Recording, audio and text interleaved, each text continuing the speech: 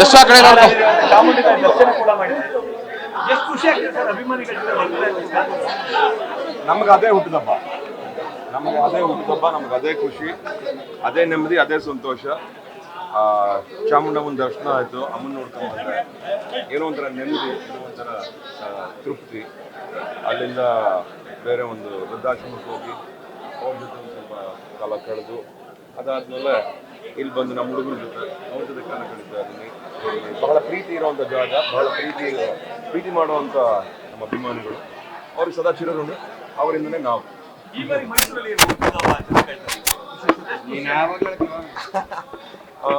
ಈ ಸಲ ಅಮ್ಮನ ದರ್ಶನ ಪಡಿಬೇಕಾಗಿತ್ತು. ಆಮೇಲೆ ಇಲ್ಲಿರೋರ್ನು ನೋಡ್ಕೊಂಡು ಹೋಗೋಣ ಅನ್ನೋ ಒಂದು ಯಾಕೋ ಮನಸ್ಸಾಗಿತ್ತು. ಈ ಸತಿ ಬಗೀರ ರಿಲೀಸ್ ಟೈಮಲ್ಲಿ ಹಲವಾರು ಕಡೆ ಓಡಾಡಿದ್ದೆ, ಎಲ್ಲ ಕಡೆ ನೋಡ್ಕೊಂಬಂದೆ. ಸೊ ಈ ಸಲ ನಾನೇ ಸ್ವಲ್ಪ ಮತ್ತೊಮ್ಮೆ ಮೈಸೂರಿಗೆ ಹೋಗಿ ಬರೋಣ ಅಂದಾಗ ಇಲ್ಲಿ ಮಿಕ್ಕಿದ್ದೆಲ್ಲ ಇವ್ರ ಅರೇಂಜ್ಮೆಂಟ್ಸ್, ಇದೆಲ್ಲ ನನಗೆ ಐಡಿಯಾನೇ ಇರಲಿಲ್ಲ, ಇದೆಲ್ಲ ಈ ಥರ ಮಾಡಿದ್ದಾರೆ ಅಂತ. ನಾನು ದೇವಸ್ಥಾನಕ್ಕೆ ಹೋಗ್ಬಿಟ್ಟು ಬಂದೆ. ಖುಷಿ ಆಗುತ್ತೆ. ಏನೋ ಒಂಥರ ಮೈಸೂರು ನನಗೆ ಬಹಳ ಹತ್ತಿರವಾದಂಥ ಜಾಗ, ನಾನು ಬಹಳ ಪ್ರೀತಿಸುವಂಥ ಜಾಗ ಮೈಸೂರು. ಖುಷಿ ಆಗುತ್ತೆ ಸರ್. ಈ ಬಾರಿ ಭಗೀರ ಸಾಕಷ್ಟು ಸಕ್ಸಸ್ ಕಂಡಿದೆ ಸರ್. ಈ ವರ್ಷದ ಸಾಲಿನಲ್ಲಿ ಮುಂದಿನ ವರ್ಷದ ಪ್ಲಾನ್ಗಳೇನಿದೆ? 100% ಹೇಳ್ತೀನಿ ಸರ್, ಎಲ್ಲ ರೆಡಿ ಆಗ್ತಾ ಇದೆ, ಬೇಗ ಹೇಳ್ಬಿಡ್ತೀನಿ. ಎಷ್ಟು ಫಿಲಮ್ಗಳು ಬರ್ಬೋದು ನೆಕ್ಸ್ಟ್ ಇಯರ್? ಯಾಕಂದ್ರೆ ಕನ್ನಡದಲ್ಲಿ ಸಿನಿಮಾಗಳೇ ಕಡಿಮೆ ಬರ್ತದೆ, ಸೆಲೆಬ್ರಿಟಿಗಳು ವರ್ಷಕ್ಕೆ 2 ವರ್ಷಕ್ಕೆ ಫಿಲಮ್ ಮಾಡ್ತಿದ್ದಾರೆ ಅಂತದ್ರಲ್ಲಿ ನೀವು ಒಂದಷ್ಟು ಅವಾಗ ಕಾಣಿಸ್ಕೊಂಡಿದ್ದೀರಿ. ಯಾರು ಮಾಡಿದ್ರು ನಾವೆಲ್ಲರೂ ಕಿತ್ಕೊಂಡಿದ್ದೀವಿ.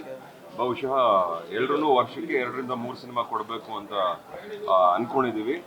ಆ ತಾಯಿ ಚಾಮುಂಡೇಶ್ವರಿ ಎಲ್ರಿಗೂ ಆಶೀರ್ವಾದ ಮಾಡಿ ಒಳ್ಳೊಳ್ಳೆ ಕತೆ, ಒಳ್ಳೊಳ್ಳೆ ಟೀಮ್ ಕೊಟ್ಟು ಇದಿಷ್ಟು ನೆರವೇರಿಸ್ಕೊಡ್ಲಿ ಅಂತ ಈ ಮೂಲಕ, ನಿಮ್ಮ ಮೂಲಕನೇ ಎಲ್ರಿಗೂ ಕೇಳ್ತೀನಿ. ಬರ್ತಾರಲ್ಲ ಸರ್, ಈ ನಡುವೆ ಭೈರತಿ ರಣಗಾಗಿರ್ಬೋದು, ಭಗೀರ ಆಗ್ಬೋದು, ಈಗ ಸಾಕಷ್ಟು ಫಿಲಂಗಳಿಗೆ ವೀಕ್ಷಣೆ ಮಾಡ್ಲಿಕ್ಕೆ ಬರ್ತಿದ್ದಾರೆ ಸರ್.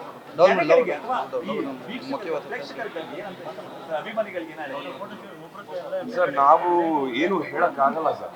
ಅವ್ರಿಗೆ ಏನು ಇಷ್ಟ ಅದನ್ನೇ ಮಾಡ್ತಾರೆ. ಅವ್ರಿಗೆ ಇಷ್ಟ ಆದ್ರೆ ನಮ್ಗೆ ಇಷ್ಟ ಆಗುತ್ತೆ, ಅವ್ರಿಗೆ ಇಷ್ಟವಾಗಿಲ್ಲ ಅಂದ್ರೆ ನಾವೇನೋ ತಪ್ಪಿದೆ ಅಂತ ತಿದ್ಕೊಂಡು ಮುಂದಕ್ಕೆ ಹೋಗ್ಬೇಕು ಹೊರತು ನಾವು ಅವ್ರ ಬಗ್ಗೆ ಏನು ಹೇಳಕ್ ಆಗಲ್ಲ.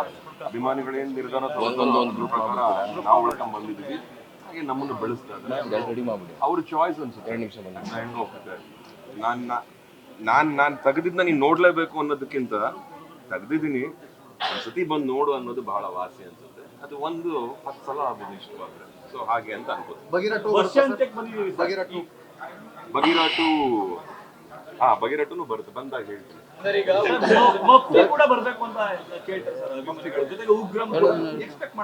ಎಲ್ಲ ನಾವು ಎಲ್ಲರೂ ಕೇಳ್ಕೊಳ್ಳೋಣ, ಆದಷ್ಟು ಬೇಗ ಅದೆಲ್ಲ ಆಗಲಿ ಅಂತ ನಾನು ಕೇಳ್ಕೊಳ್ತೀನಿ.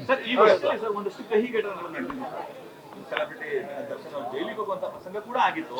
ಈಗ ರಿಲೀಸ್ ಆಗಿದೆ ಕನ್ನಡ ಚಿತ್ರರಂಗಕ್ಕೆ. ಇನ್ನು ಮುಂದೆ ಏನಾದ್ರು ಒಳ್ಳೆ ದಿನಗಳು ಬರ್ಬೋದಾ? ಹೇಗೆ ಏನ್ ಹೇಳ್ತೀರಿ ಸರ್ ಈ ಸಂದರ್ಭದಲ್ಲಿ?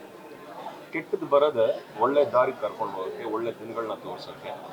ಬಹುಶಃ ಏನೇ ನೋವಾಗಿದ್ರು ಇವತ್ತು ಎಲ್ರಿಗೂ ಒಂದು ನೆಮ್ಮದಿ ಹಾಗೂ ಸಮಾಧಾನ ಸಿಕ್ಕಿದೆ ಎಲ್ರಿಗೂ. ಎಲ್ಲ ಕಡೆ ಹೇಳಿದ್ದೀನಿ, ಮತ್ತೊಮ್ಮೆ ಹೇಳ್ತೀನಿ, ಕಾಲಾಯ ತಸ್ಮೈ ನಮಃ.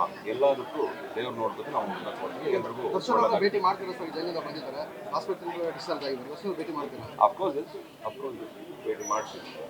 ಅವ್ರಿಗೂ ನೋಡ್ಕೋಬೇಕಲ್ಲ, ಚೆಕಪ್ ಅದು ಇದು ಆಗಾಗ ಸಮಯ ಇಬ್ರಿಗೂ ಆಗಾಗ ಭೇಟಿ ಮಾಡ್ತೀವಿ. ಬಟ್ ಅವ್ರ ಆರೋಗ್ಯ ಎಲ್ಲ ಚೆನ್ನಾಗಿರ್ಲಿ, ಎಲ್ಲರೂ ನೆಮ್ಮದಿಯಾಗಿರ್ಲಿ, ಎಲ್ರಿಗೂ ಒಳ್ಳೇದಾಗಲಿ, ಅಷ್ಟು ಮಾತ್ರ ಹೇಳ್ತೀವಿ. ಕನ್ನಡದಲ್ಲಿ ಕಡಿಮೆ ಸರ್. ನೀವು ಮತ್ತೆ ಶಿವರಾಜ್ ಕುಮಾರ್ ಒಂದು ಫಿಲಂ ಮಾಡಿದ್ರೆ ನೀವು ಸ್ಕ್ರೀನ್ ಶೇರ್ ಮಾಡ್ಕೊಳ್ಳೋದು ಮುಂದಿನ ದಿನಗಳಲ್ಲಿ ಸುದೀಪ್ ಅವ್ರ ಜೊತೆ ಆಗ್ಬೋದು, ದರ್ಶನ್ ಅವ್ರ ಜೊತೆ ಆಗ್ಬೋದು, ಯಶ್ ಅವ್ರ ಜೊತೆ ಆಗ್ಬೋದು, ಈ ತರದ ಯಾವ ಇದೆಯಾ ಸರ್? ನಟರಿಂದ ಸಿನಿಮಾ ಕಥೆ ಅಲ್ಲ ಸರ್, ಕಥೆಯಿಂದ ನಾವು ನಟರು. ಸೊ ಒಳ್ಳೆ ಕತೆ ಸಿಕ್ಕಿದಾಗ ಬಹುಶಃ ನಮ್ಗೆ ಯಾರಿಗೂ ಮನೋಭಾವನೆಗಳಿಲ್ಲ. ಎಲ್ಲರೂ ಕತೆ ಚೆನ್ನಾಗಿದ್ರೆ ಎಲ್ಲರೂ ಬಹುಶಃ ಮಾಡ್ತೀವಿ ಅಂತ. ಸರ್, ಈಗ ಬರ್ತ್ಡೇ ಅನ್ನೋ ಖುಷಿ ಇದೆಯಾ, ಜವಾಬ್ದಾರಿ ಹೆಚ್ಚಾಗ್ತಾ ಇದೆ ಅನ್ನೋ ಭಯ ಇದೆಯಾ? ಎರಡನೇದೇ ನಿಜ, ಜವಾಬ್ದಾರಿ ಹೆಚ್ಚಾಗ್ತಿದೆ ಅನ್ನೋ ಭಯ.